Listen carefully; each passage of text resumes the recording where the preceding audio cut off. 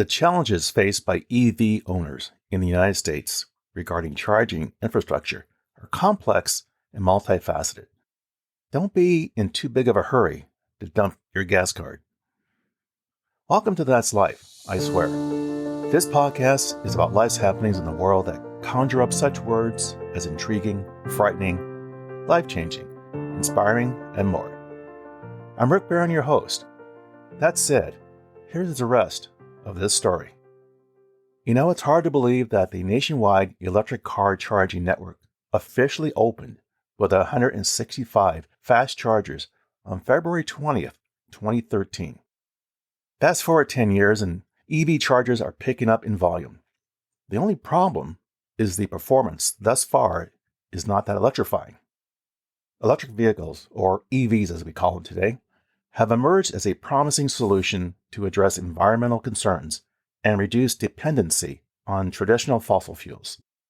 However, the infrastructure supporting EV charging in the United States is facing increasing criticism, as highlighted by a recent survey conducted by J.D. Power back in August of 2023. This comprehensive analysis aims to delve into the complexities surrounding EV charging, shedding light on the challenges faced by users and potential implications for the future of electric mobility. The current state of EV charging infrastructure is, shall we say, not off to a flying start. J.D. Power's survey reveals a growing dissatisfaction among EV owners with the reliability of charging infrastructure in the United States. Astonishingly, 20% of respondents reported having at least once arrived and departed a charging station without gaining any range on their EV. This alarming statistic can be attributed to not only multifunctional charging equipment, but also long queues, leaving users frustrated and dissatisfied. The J.D. Power survey found a downward trend in customer satisfaction scores. Utilizing a 1,000-point scale, the overall satisfaction with DC fast charging experiences has declined from 674 to 654, marking a pretty significant drop.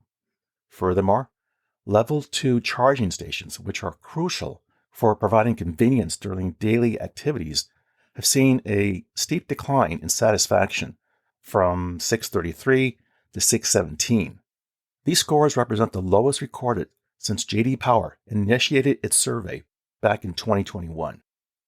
All this said, what are the implications for automakers? The declining customer satisfaction scores for public charging, as highlighted by J.D. Power's Executive Director of EV Practice, Brent Gruber, should be a cause for concern among automakers. Despite an increase in the number of chargers on the road, the survey identifies a surge in problems, ranging from broken screens to cut cables. Key factors contributing to satisfaction include 1. Cost and speed of charging, and 2. The lack of activities available while waiting for their vehicles to charge. Some automakers and Tesla have incorporated streaming videos and games to alleviate this issue. While many users spending approximately 30 minutes charging, the need for entertainment or productive activities becomes very crucial to them. Location, location, location is a key factor for EV customers and future customers. The survey underscores the significance of charger locations for EV owners. Locations for chargers are a huge deal for them. Now, people prefer level 2 chargers near retail areas so they can shop while they wait. Level 2 charging is slow, averaging around 25 miles of range per hour of charging. But EV owners largely use level 2 for convenience, considering that 80% of charging happens at the home, according to the U.S. Department of Energy. Drivers tend to prefer seeing DC fast chargers, which average around 100 miles plus of range per hour along travel routes. Now, since we're on the topic of the importance of charger locations, what does one do if they live in an apartment or condo? For most homeowners, they have the luxury of having their EV chargers in their garage and able to charge overnight. When you find yourself living in a condo that dates back, say, 30 years, it's hard to get the Owners Association to agree to add several EV chargers, let alone one. Some property owners are concerned that the building's electrical capacity, not to mention that some people who are still convinced electric cars are just a passing fad, and other people who don't mind EVs but don't want to be inconvenienced. For most of the nearly 1/3 of Americans who live in apartments, condos, townhomes, and other multifamily developments, the path to EV home charging will be long and just may not happen in various locations. Landlords and homeowner associations often hit the brakes when it comes to the cost of upgrading the electrical infrastructure and buying and installing the equipment, or they worry about figuring out how to bill people and make sure multiple EVs charging at once don't overload the system. The reality is the future of EV adoption may very well be in the hands of apartment dwellers. About 2/3 or 66% of Americans under 35 live in rentals, and according to a new Pew Research Center poll, that same demographic is the most open to buying an EV as their next car. Without accessible, affordable, and convenient charging for urbanites, analysts say, widespread EV use will never take hold. It's an issue that's only going to become more urgent as EV adoption increases. In the second quarter of 2023 alone, EV sales climbed roughly 48% over the same period last year. The disparity in access to convenient and affordable charging options has caused officials, advocates, and commercial outfits alike to seek out novel solutions. Now, the J.D. Power survey identifies regional variations in charging experiences, like with the Miami Port, St. Lucie, Fort Lauderdale metropolitan area ranking as the worst, boasting a 35% chargeless visit rate. That's pretty large. In contrast, the Cleveland, Arkin, Canton metro area emerges as the least problematic, with only a 12% failure rate among those attempting to charge their EVs. These regional differences highlight the need for a more uniform and reliable charging infrastructure across the country. Now, the survey provided some keen insights into the performance of different charging networks. Let's look at these. Volta stations stand out as the best level 2 chargers, scoring 665 on the satisfaction scale. Now, Volta's approach of funding chargers through ads on big screens and eliminating the need for a dedicated app resonates well with users.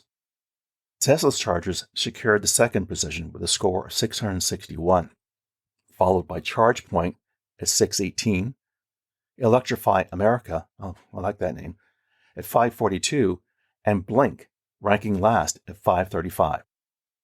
The survey related Tesla's strong dominance in owner satisfaction. Tesla owners remain satisfied with their charging experience, primarily attributed to the company's abundant and reliable DC fast charging supercharger network. Tesla's supercharger network, designed for a seamless plug and charge experience, earned an impressive score of 745 compared to 739 in the previous year.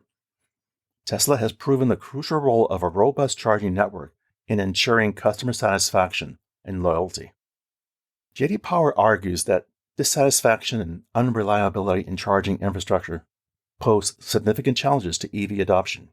Automakers, recognizing the appeal of Tesla superchargers, have started adopting the company's North American charging standard, Plug, for their own EVs.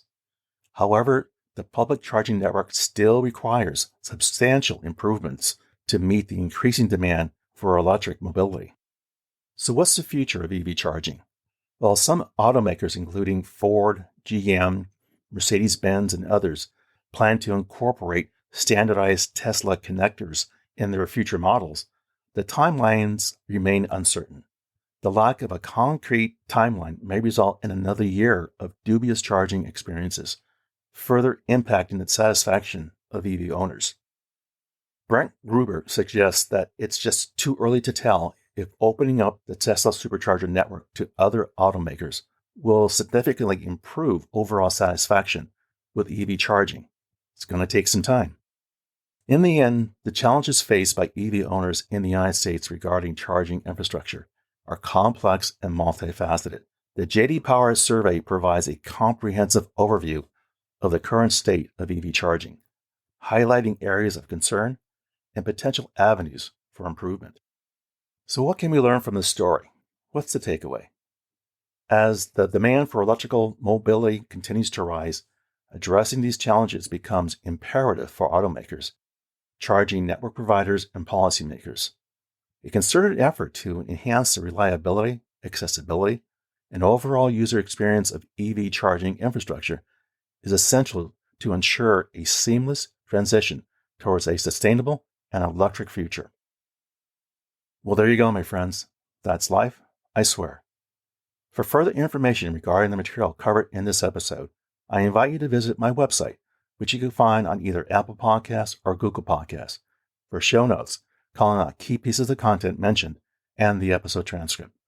As always, I thank you for listening and your interest. Be sure to subscribe here or wherever you get your podcasts so you don't miss an episode. See you soon.